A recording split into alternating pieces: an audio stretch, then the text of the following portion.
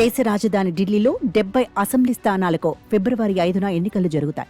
మరో 3 రోజుల తర్వాత జనం ఎవరికి అధికారం కట్టబెట్టారో తేలిపోతుంది.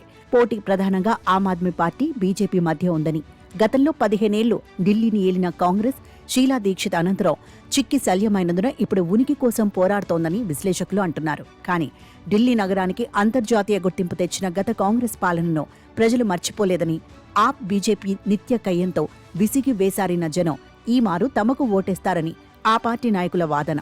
ఆమ్ ఆద్మీ పార్టీతో పొత్తు కుదరకపోవడం తమకు మేలు చేస్తుందని కూడా వారు నమ్ముతున్నారు. అవినీతి వ్యతిరేక పోరాటం నుంచి పుట్టుకొచ్చిన ఆమ్ ఆద్మీ పార్టీని పాపాల పుట్టగా ముద్ర వేయడం ద్వారా ఈ మారు అధికారంలోకి రాగలనని బీజేపీ నమ్ముతోంది. శక్తిమంతుడైన లెఫ్టినెంట్ గవర్నర్ ద్వారా కేజ్రీవాల్ను ఎన్ని రకాలుగా ఇబ్బంది పెట్టవచ్చునో అన్ని కేంద్రంలోని బీజేపీ ప్రభుత్వం చేసింది.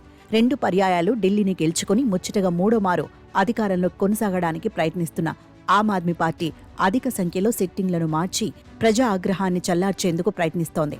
అన్ని పార్టీలు వాస్తవాలు, వాదనలతో కంటే ఉచితాలతోనే జనాన్ని సులువుగా గెలవచ్చునన్న నమ్మకంతో వేల కోట్ల రూపాయల వరాలు కురిపిస్తున్నాయి.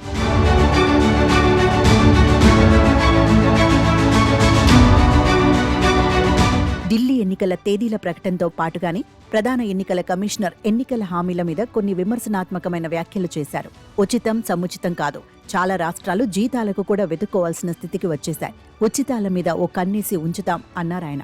తమ హామీల వల్ల రాష్ట్రం మీద పడే ఆర్థిక భారాన్ని ప్రతి పార్టీ ప్రజలకు తెలియచేయాలని కూడా ఆయన అన్నారు. ఈ విషయంలో సుప్రీంకోర్టు ఏం చెప్పిందో, ఎన్నికల సంఘం ఏం చేయబోతోందో కూడా ఆయన వివరించారు. ఈ సమస్య ఢిల్లీకి మాత్రమే పరిమితం కాదని, ఎన్నికలకు పోతున్న ప్రతి రాష్ట్రము వరాల జల్లుతో తడుస్తోందని ఆయనకు తెలియందేమీ కాదు. ఇప్పుడు ఎన్నికల షెడ్యూల్ ప్రకటనతో అధికారంలో ఉన్న పార్టీలో కొత్త పథకాలేమీ ప్రకటించలేకపోవచ్చును. కానీ ఇప్పటికే చేతికి ఎముక లేనట్టుగా అన్ని పార్టీలు ప్రతి ఓటరుకు ఖచ్చితంగా ఎంతో కొంత ముట్టేట్టుగా నగదు బదిలీ పథకాలను ప్రకటించేశాయి. 3 రోజుల క్రితమే కాంగ్రెస్ కూడా ప్యారీ దీదీ యోజన పేరుతో ప్రతి మహిళకు నెలకు 2,500 ఇస్తానని హామీ ఇచ్చింది. కేజ్రీవాల్ ప్రకటించిన ముఖ్యమంత్రి మహిళా సమ్మాన్ యోజన కంటే ఇది 400 రూపాయలు ఎక్కువ. రేవడిళ్లను తప్పుపట్టే ప్రధాని మోదీ సైతం ఢిల్లీలో తమ పార్టీ అధికారంలోకి వస్తే ఆప్ సంక్షేమ పథకాలేవి రద్దు చేయబోదని గట్టి హామీ ఇచ్చారు. రోడ్లు, ఫ్లైఓవర్లు, కరెంటు, ప్రజా సౌకర్యాల గురించి గతంలో ఘనంగా చెప్పుకునే పార్టీలు ఈ మారు ఉచితాల గురించి ఎక్కువగా మాట్లాడుతున్నాయని మేధావుల బాధ.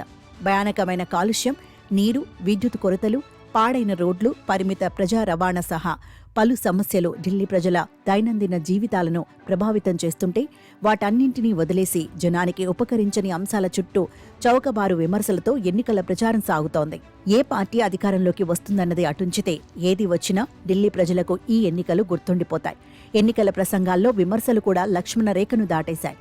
ప్రధాని మోదీ సహా బీజేపీ నాయకులంతా తనను అవమానకరంగా విమర్శిస్తున్నారని, ప్రజల కోసం ఎటువంటి బాధనైనా భరిస్తానని కేజ్రీవాల్ బాధితుడి ముఖం పెడుతున్నారు.